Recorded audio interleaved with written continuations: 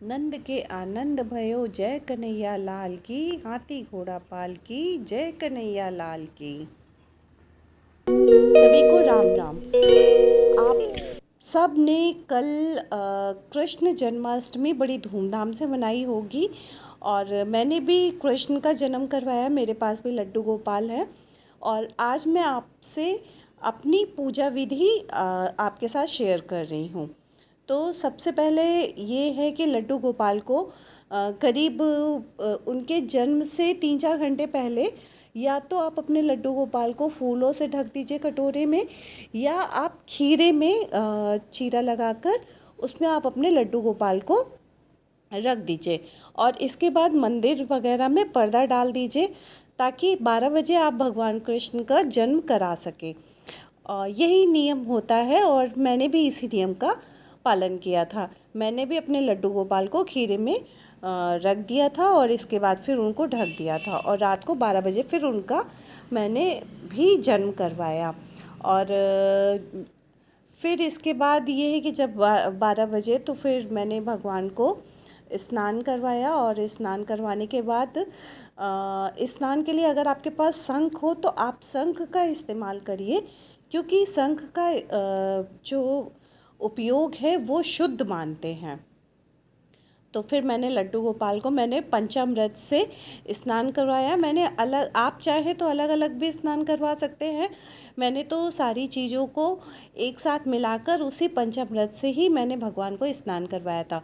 और इन 5 चीज़ों में मैंने लिया था कच्चा दूध, दही, शहद, घी और इसके अलावा थोड़ी सी खांड, यानी उसको उन सबको मिला के और तब मैंने भगवान कृष्ण का पहले मैंने उनको स्नान करवाया। इसके बाद वस्त्र से उनको अच्छे से पोंछ कर उनको साफ़ करके फिर इसके बाद चंदन का लेप लगाया। फिर उसको पोंछ कर फिर मैंने भगवान कृष्ण को नए वस्त्र पहनाए। मैंने उनके लिए नए वस्त्र और नया मुकुट भी मैंने मंगवाया था और बहुत सुंदर लग रहे थे लड्डू गोपाल। मैंने फिर इसके बाद भगवान को वस्त्र पहनाए और वस्त्र पहनाने के बाद फिर मैंने उनके माथे पर, मेरे पास चंदन की लकड़ी भी है और मैंने चंदन को घिस कर रख लिया था और भगवान कृष्ण को मैंने चंदन का लेप भी लगाया।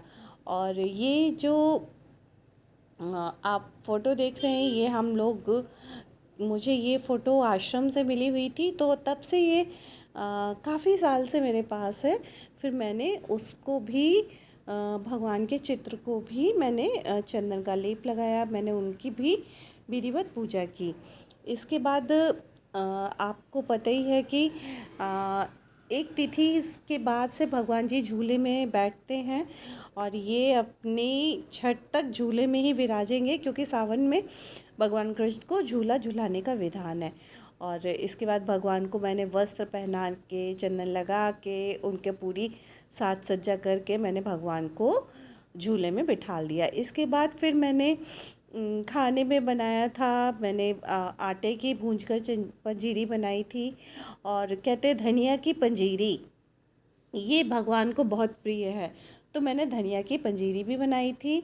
और इसके अलावा पंचामृत मैंने बनाया था और मैंने कुट्टू के आटे की पूड़ी और सब्जी भी भगवान को मैंने भोग लगाया।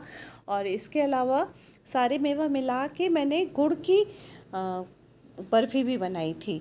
तो ये सारी चीज़ों का मैंने भगवान को भोग लगाया। और उस भगवान को सर्व प्रिय तो है माखन, उसको मैं बनाना कैसे भूल सकती थी। और माखन मिश्री का भी भगवान को भोग लगाया। और भगवान को तो, भगवान कृष्ण को माखन मिश्री और तुलसी दल तो बहुत प्रिय है, उसका तो मैं भगवान को अक्सर कर भोग लगवाती हूँ। तो इस तरह से भगवान को भोग लगाया, भगवान से प्रार्थना की कि भगवान आप सारी चीज़ों को ग्रहण करें। और इसी तरह से पूरे भारतवर्ष में कोई भी प्राणी भूखा पेट ना सोए, सभी के भोजन की व्यवस्था भगवान आप ही करते हैं। तो ज़रूर सबके पेट में कुछ ना कुछ अन्न का दाना ज़रूर जाना चाहिए। और इस तरह से भोग लगाने के बाद फिर मैंने फलों का भी भोग लगाया और इस भोग लगा के फिर भगवान से प्रार्थना की। और इस तरह मैंने अपना जन्माष्टमी का पर्व मनाया। ये कहते हैं ना कि धूप दीप नैवेद्य भगवान को इस तरह से चढ़ा के फिर मैंने आरती की और भगवान से अपने परिवार के कुशल मंगल के लिए प्रार्थना की। आप लोगों ने भी कृष्ण जन्माष्टमी में जिनके पास भी लड्डू गोपाल होंगे या भगवान कृष्ण का कोई भी चित्र होगा तो ज़रूर आप लोगों ने भी विधिवत भगवान की पूजा की होगी। और देखिए मेरे लड्डू गोपाल कितने अच्छे लग रहे हैं। और पूजा करने से क्या है कि आपका आत्मबल ही मजबूत होता है। और लड्डू गोपाल को झूले में झुलाना भी ज़रूरी था, तो मैंने लड्डू गोपाल को झूले में झुलाया और पूजा करके बड़ा आनंद आया। हाँ, चलिए सब मिलकर बोलते हैं, हाथी घोड़ा पाल की जय कन्हैया लाल की।